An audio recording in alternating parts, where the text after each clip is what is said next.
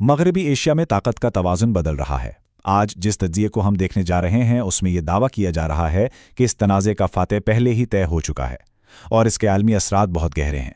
तो इस तज्ज़िये का सबसे अहम और मरकज़ी नुक्ता ये है, सोर्स का दावा है कि अमरीका ने अंदरूनी तौर पर यह मान लिया है कि ईरान इस तनाज़े में जीत चुका है, और सोर्स का ये भी कहना है कि इसी शिकस्त के एतराफ़ ने बाकायदा अमन मुज़ाकरात का दरवाज़ा खोल दिया है, जिसके लिए 10 अप्रैल को इस्लामाबाद में एक मीटिंग की तजवीज़ भी दी गई है।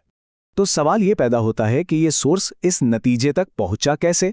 आइए पहले उस फ्रेमवर्क को समझते हैं जिसे वो इस पूरी सूरत-ए-हाल का जायजा लेने के लिए इस्तेमाल कर रहे हैं। देखिए, ये सोर्स जंग को 3 अलग अलग लेवल्स पर देखता है।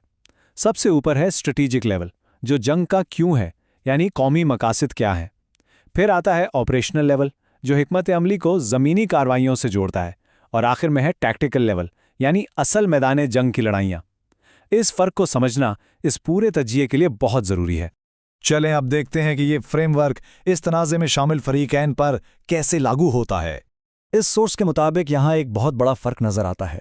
ईरान तीनों लेवल्स स्ट्रेटेजिक, ऑपरेशनल और टैक्टिकल पर लड़ रहा था, जबकि अमेरिका और इजराइल की पूरी तवज्जो सिर्फ और सिर्फ टैक्टिकल यानी मैदानी लड़ाइयों पर थी। ये हिकमत अमली का एक बहुत ही बुनियादी फ़र्क है। तो आखिर ईरान की हिकमत अमली कामयाब हुई क्यों? आइए इन वजूहात पर एक नज़र डालते हैं जिनका जिक्र इस तज्ज़िये में किया गया है। सोर्स यहाँ कई वजूहात बताता है: कौमी अज़्म, बहुत लंबे अरसे की मनसूबाबंदी और ख़ुद इन्हिसारी। लेकिन सबसे अहम तसव्वुर बका की जंग का था, यानी ये ख्याल कि मुल्क का वजूद ही खतरे में है। इस सोच ने पूरी कौम को मुतहर्रिक कर दिया और एक मुश्तरका मकसद के लिए इकट्ठा कर दिया। अच्छा, अब ज़रा तस्वीर का दूसरा रुख भी देखते हैं। इस तज्ज़िये के मुताबिक अमेरिका और इजराइल की हिकमत अमली में कहाँ गलती हुई? सोर्स अमेरिकी अप्रोच को जंग ख्वाहिश कहता है, यानी एक ऐसी जंग जो बका के लिए नहीं बल्कि अपनी मर्जी और इंतखाब पर मबनी थी। इसके अलावा एक नाकाम स्पेशल ऑपरेशन को एक बहुत बड़ा टर्निंग पॉइंट करार दिया गया है। सोर्स के मुताबिक ये ऑपरेशन इस कदर तबाहकुन था कि इसने अमेरिकी क़यादत को इस नतीजे पर पहुंचा दिया कि फ़तेह अब नामुमकिन है, और इसी वजह से उन्हें अपनी हिकमत अमली पर नज़र सानी करने और इस तनाज़े से निकलने का रास्ता तलाश करने पर मजबूर होना पड़ा। अब ये तज्ज़िया सिर्फ इस खित्ते तक महदूद नहीं रहता, बल्कि पूरी दुनिया के बदलते हुए सियासी मंजरनामे तक फैल जाता है, जहां नए और बाअसर खिलाड़ी सामने आ रहे हैं।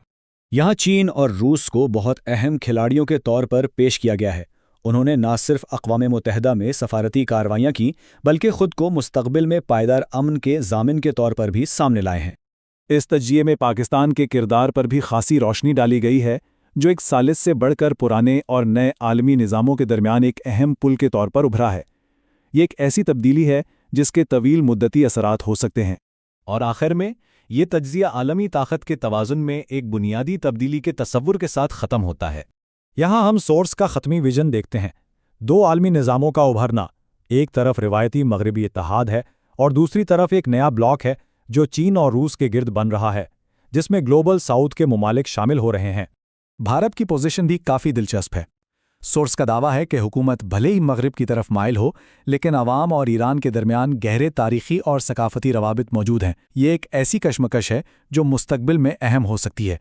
यहाँ तक कि एक भारतीय अपोजिशन लीडर के ट्वीट को भी इस तर्ज़िये में एक इशारे के तौर पर देखा जा रहा है, एक ऐसी सोच की अलामत जो नए आलमी निज़ाम की अक़दार के ज़्यादा करीब है, ख़ास तौर पर जौहरी हथियारों के इस्तेमाल के मामले पर। आखिर में ये तज्ज़िया सिर्फ एक तनाज़े के बारे में नहीं, बल्कि आलमी ताकत में एक बुनियादी तब्दीली के बारे में है। अगर ये तज्ज़िया दुरुस्त है तो इसका मतलब हमारे लिए, इस खित्ते के लिए और आने वाले सालों में पूरी दुनिया के लिए क्या होगा? ये एक ऐसा सवाल है जिस पर गौर करना बहुत ज़रूरी है।